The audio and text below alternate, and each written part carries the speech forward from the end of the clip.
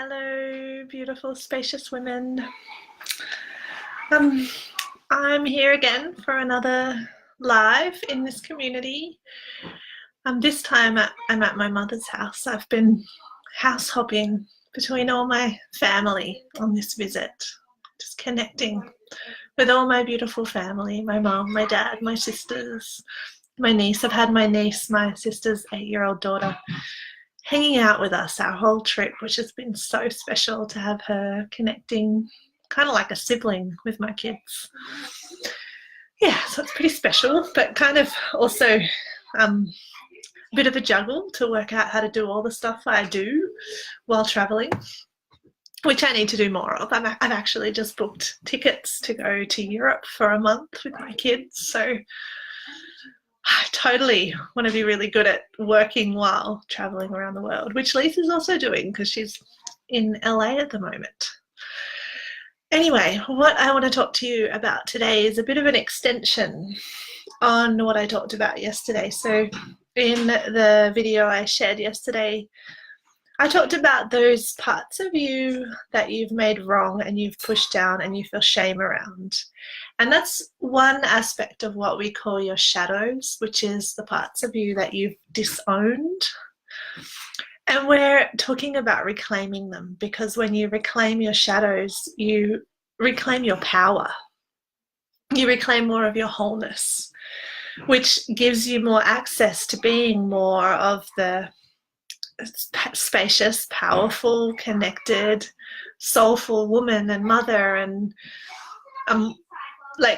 contributing person in your work that you want to be, and also partner, or all the different parts of your life.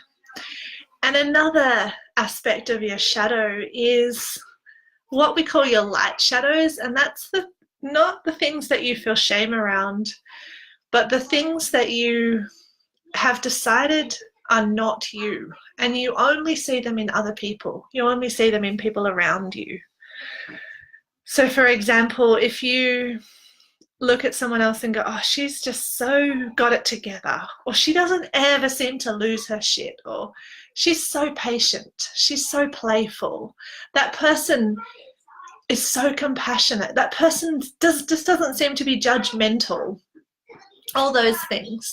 And you see it in the other person and you believe that it's not in you and you don't have it in you.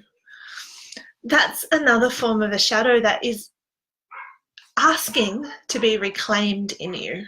So the little nugget of truth that when I really got this was, it took me a while to really get it, but when I got it, was really pivotal and life-changing for me, is that you can only see something in somebody else because it's in you.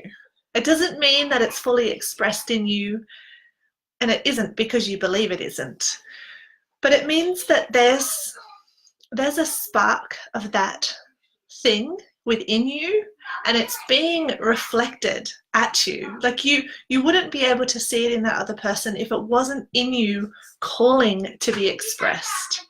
And when you see it in someone else and you yearn to be more like them, when you feel jealous or resentful or whatever comes up, it's because there is a part of you that wants to be more expressed.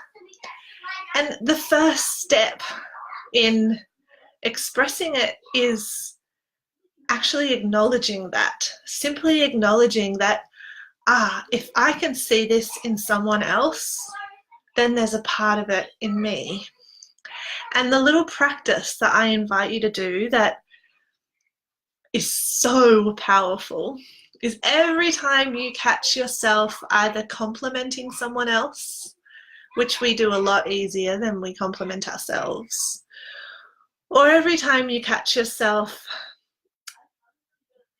assuming something about someone else, like, oh, she's just so got it all together, or she would never lose it at her kids, whatever it is. Or they're able to juggle their life so well. They're able to be successful at this and at that and do it all so well. And usually you're probably saying all those things and then going, but I'm not. So the practice is, when you catch yourself doing any of those things, take a breath and practice saying, and I am, and claim what you're seeing in the person around you. Even if it feels like it's totally not true for you, this is where that saying, fake it till you make it, I think is really applicable, because it's going to feel wrong, or it's going to feel false or fake, because you have disowned it so much. You've said that it's not you. You've projected this light, this part of you, out to everybody else for so long that it doesn't feel like it's you. But hear the truth that you can only see it in someone else because it is in you, and practice. Just like, hi, April. Oh, yeah, I can relate to that too. I often find other people saying things about me positively, and my head says, if only they saw me when, to dismiss their compliments. Do it then as well. And I can relate to that, especially like what I was saying in my last video about anger. People have always said to me, oh, you would never yell. You're always just so soft and so gentle. And I talk about how I got angry, and they're like, really? I've never seen you get angry. And in my head I go, oh, well, if only you saw me when. But it's important in those situations to also go, yes, a part of me is whatever they say about you, and really claim it. So that's a whole other aspect, but bring this practice into that as well. So notice when you say something to somebody else, like compliment them, notice how you say it as if you really believe it. Notice the congruent energy with which you use to say that. And even if it doesn't feel true, or it feels weird, or it feels like you're faking it, it feels uncomfortable, really practice, hey, I'm doing my video, I'm in the middle of it. The kids coming in.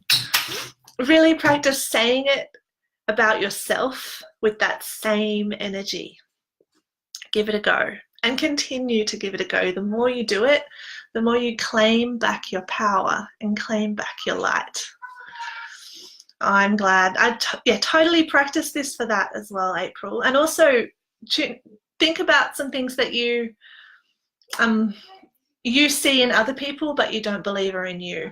Do it for both of those things. I'd love to hear how you go with it.